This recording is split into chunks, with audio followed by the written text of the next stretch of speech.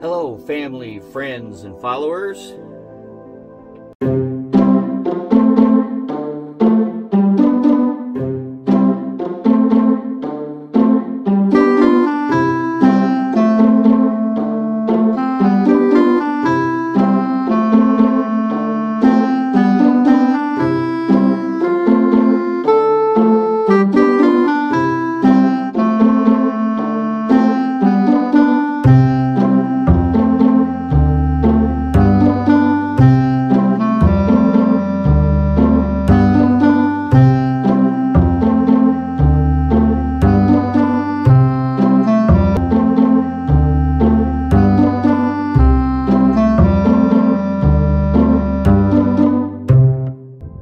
Take an opportunity, or should I say, I want to take a minute. We haven't done a video in a while, and I wanted to take this opportunity to tell you guys a few things. Full-time RV life isn't all that it's cut out to be. Sometimes you run into challenges. I'm not the most electrical guy, but whoever said that I had to learn things the hard way all the time? And sometimes life is full of shitty moments. Being a newbie, we haven't quite figured out what to do with all the boxes from the things that we need to add to make our life easier. Mom almost has it all figured out. Almost. She's still working on it too. Then there's life with an old dog. Well, you know what happens when we get old? We have accidents. When you get old, you just can't quite hold it in anymore. RVing with dogs is a challenge. It's not the same as being at home when you can just, the dog whines or scratches at the door, you can just open the door and let him out. When you're RVing with the dog, you have to train your dog to let you know in time to get out the door, because you can't just open the door and go. You have to then get dressed so that you're suitable or for the weather. You also have to put leashes on, harnesses on, make sure you got your poopy bags if you're a responsible camper. Being a vintage RV owner is not all it's cut out to be. But a lot of times, from all the YouTube videos and research that I've done and all the things that we've looked into, it's about money. You know what I mean? I mean, had we been able to get a $80,000 loan, we would probably be in an $80,000 RV. But we couldn't do that. I mean, the best we did at that time was a $5,000 loan. Now, our RV living went, we had truck campers when we first started doing anything with RVs, and all boondocking, you know what I mean? Truck campers, then we went to, we got a Class C motorhome, then we got a small 1973 Apollo Class A. That was a nice little RV. It was little though. Then we got another truck camper again, because we were wheeling, two-wheelers this time, so we had to carry that's all of my stuff. Then we got a travel trailer. The 30-foot travel trailer, had it been a nicer travel trailer, it would have been in better, we would have enjoyed it more. But there was things going on with it, along with the van that we pulled it with, the suspension, and it made it wiggly and scary, and so we didn't get into it much. Then we got this one. It's 1988 Allegro. With this one, it's clean on the inside. Super clean. If you look back at some of my videos, maybe even my introduction video when we got it, super clean on the inside. The man said everything worked. Notice I said the man said everything worked. Now, when we got it in our driveway and parked it there, we knew, we spent our anniversary night in it. We knew the microwave worked, we knew the refrigerator worked, we knew the water worked. We had no leaks in the water system. but the hot water didn't work, so we couldn't take a shower.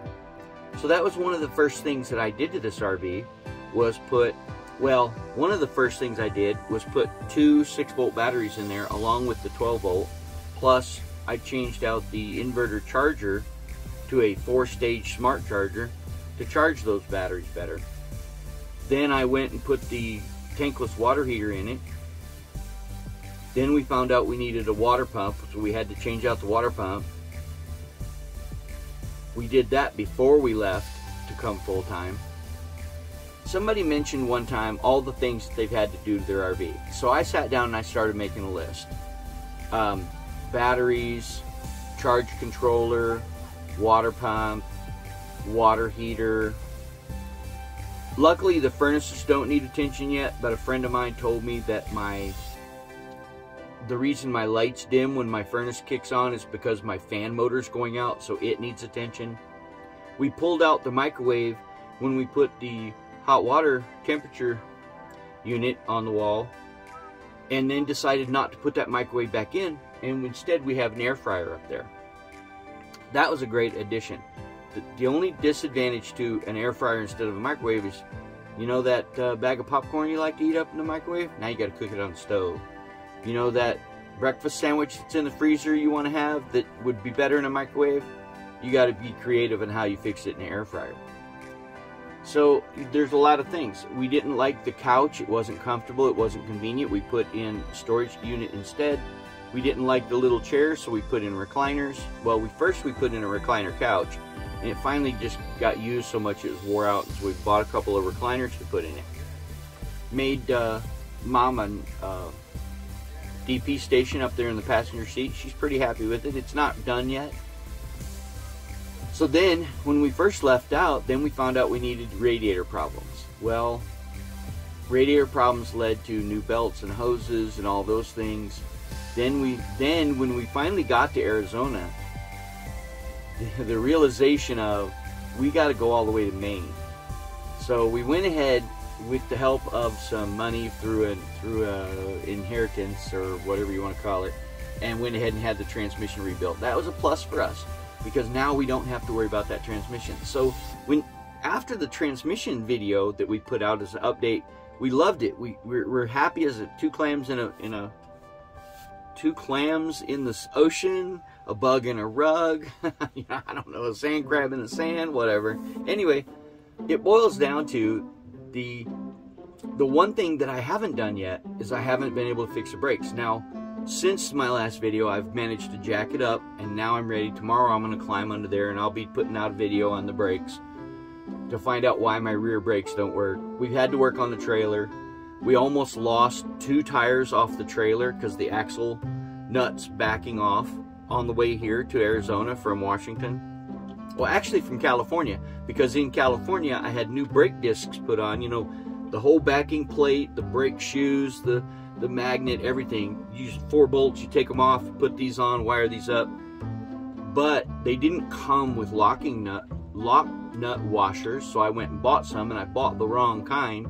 That's why we lost a bearing buddy cap and almost lost a tire. Thank goodness I started doing walkarounds. But that's the things about living full-time in an RV that people don't tell you, is they don't tell you, hey, you're going to have these problems. You're going to learn them on the road. And one of the things that, by having other RVs and have fighting with the black tank and having the tank getting stopped up, I learned, whatever you want to say it, that you got to use plenty of water when you flush.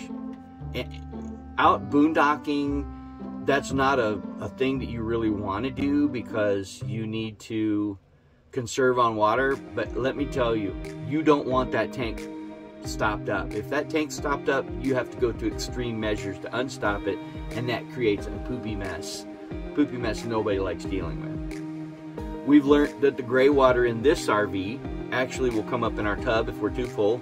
So being with full hookups, we leave the gray water hooked up all the time and open all the time. And to combat that is I leave a dip, like a P-trap under the sink. I leave a dip in my hose. So this dip of the hose will fill up with water and not allow any sewer flies and bugs to come back in. And then when I flush the black tank, I lift the hose, let everything drain out, and then come in here and run some fresh water into, fill the dip back up. All right. What I'm basically getting at with this video is, being a vintage RV owner, you have to be handy. If not, you're going to be spending a lot of money having people fix things.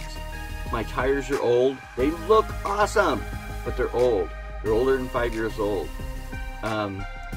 I didn't know the rear brakes didn't work because I'd never had a problem stopping. Come to find out, when I put the trailer behind it, now I have problems stopping. My front brakes was all that was working. So I've got to get back there and fix that. I had to replace my rear bumper.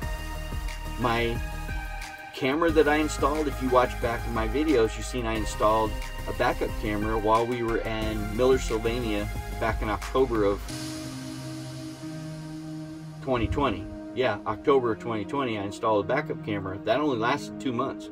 When we was at Kensaw, it quit working. I don't know if that's because it's been on all the time or what, but it quit working. I had to rewire my headlight switch didn't work. My airbag switch doesn't work. You know, I had problems with the radiator, problems with the transmission. Now I'm looking at the brakes. There's problems with the outer lighting. I have to replace all of them.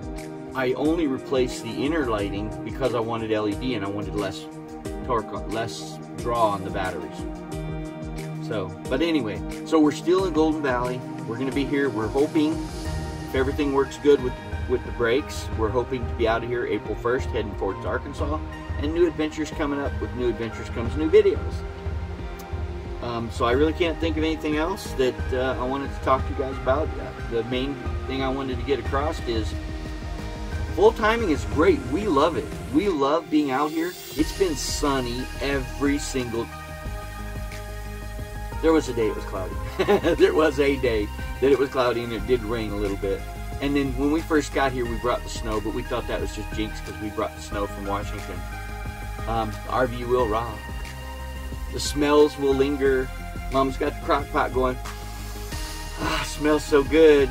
But you go use the toilet, if you don't learn the term courtesy flush, everybody in the RV smells it. And then, you know, problems with the dogs, but we're all adjusting. We're all working great. The poor little tracker's on its last leg. That motor's just, it's giving up the goat. It don't like to do hills. It don't like to do highway speeds. So anyway, okay, family, friends, and followers, until next time, this is Edward. That's Sue at her workstation doing her DP, and we'll holler at you next time. Happy trails, folks.